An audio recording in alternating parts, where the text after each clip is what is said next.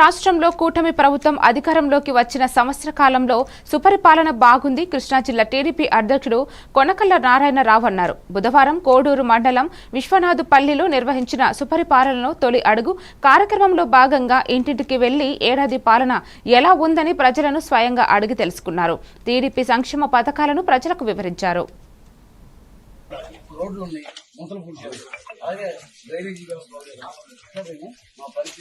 చంద్రబాబు నాయుడు గారు, పవన్ కళ్యాణ్ గారు, మోడీ గారు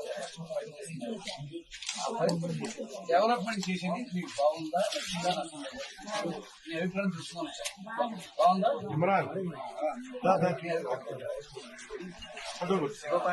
లక్ష్మీ